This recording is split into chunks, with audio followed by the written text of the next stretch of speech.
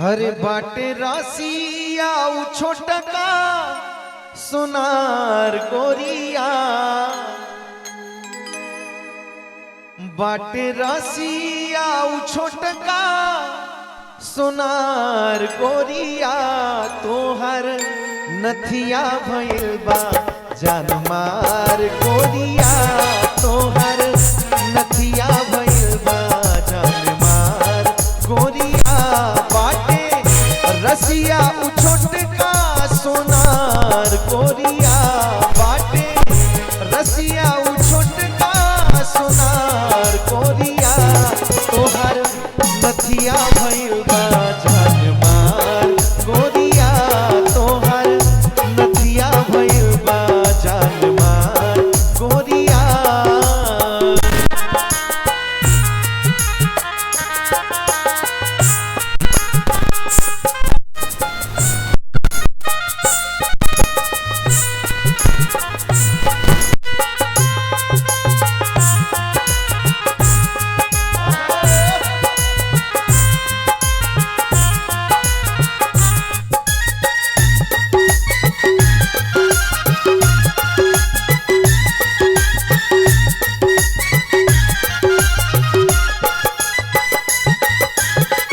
चांद सी सूरतिया तोहर मीठी मीठी बोली देखी भैया ये बबलू तिवारी भैया की तरफ से सत्यम जागरण ग्रुप की तरफ से बहुत सारा पुरस्कार। श्वेता जी कहना है चांद सी सूरतिया तोहर मीठी मीठी बोली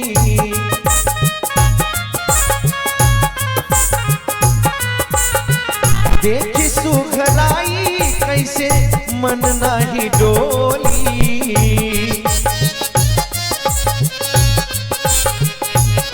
और का कहना बा संगमरमारी बदन बा कांचगार गोरिया संगमरमारी बदन बा कांचगार गोरिया तोहर नथिया भइल बा जान मार गोरिया तोहर नथिया भइल बा जान मार गोरिया। क्या बात है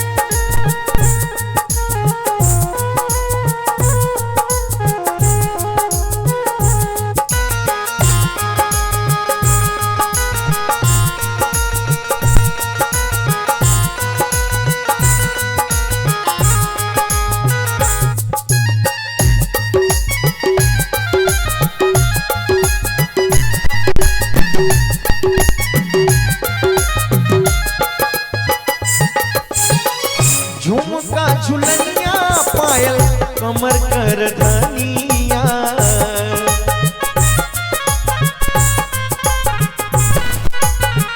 मथवा पे बिंदी जैसे चांद के निशानिया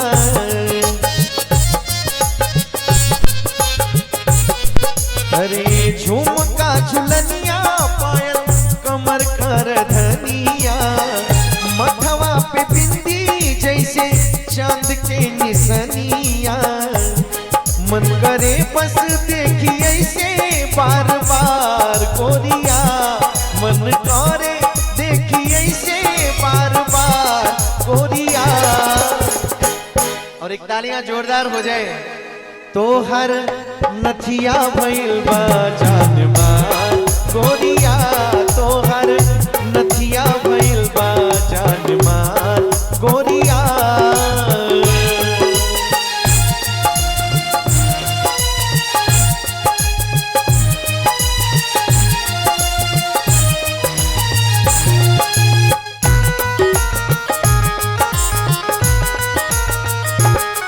क्या बात है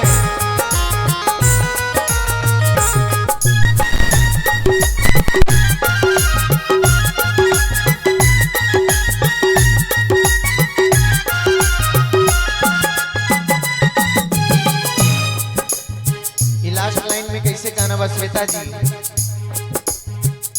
बंधु तिवारी मुन्ना भाई के सहेज के।